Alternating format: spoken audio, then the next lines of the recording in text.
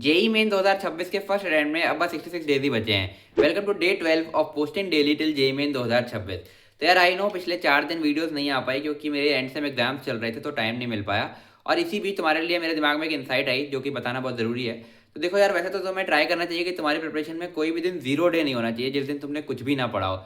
But कभी कभी ऐसा हो जाता है कि तुम्हारी तबीयत खराब हो गई या कुछ ऐसा हो गया कि तुम्हारे जीरो डेज हो गए 1 या 2 दिन।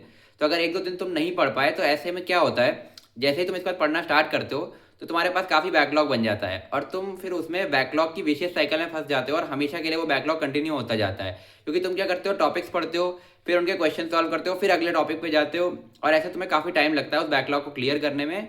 और करेंट डे भी बैकलॉग बनता चला जाता है। तो ऐसे में तुम्हें करना क्या है, वैसे तो मैं तुम्हें ये कहने वाला था कि तुम्हें नए दिन में नया बैकलॉग नहीं बनाना है और तुम आगे की पढ़ाई अपनी कंटिन्यू करते रहो और पीछे से बैकलॉग कंप्लीट करते रहो।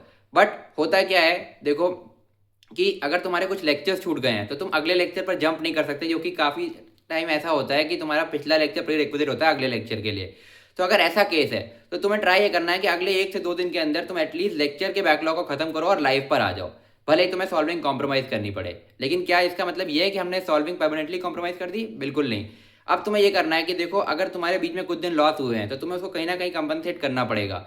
तो उसके आगे के दिनों में तुम रोज 1 1 2 2 घंटे बढ़ा लो और 5 6 दिन के अंदर जाकर के तुम अपना बैकलॉग कंप्लीट कर सकते हो और सॉल्विंग भी कर सकते हो। बट प्रायोरिटी का ध्यान रखो कि लेक्चर्स कंप्लीट करके जल्दी से जल्दी लाइव पे आ जाओ, अदरवाइज तुम्हारा वो बैकलॉग कंटिन्यू होता चला जाएगा और तुम हमेशा बैकलॉग में ही फंसे रहोगे। तो ये गलती मत करना। ऐसी और डेली इंसाइट्स के लिए मुझे फॉलो कर लो और मेरे यूट्यूब चैनल को सब्सक्राइब कर लो, लिंक डिस्क्रिप्शन में है।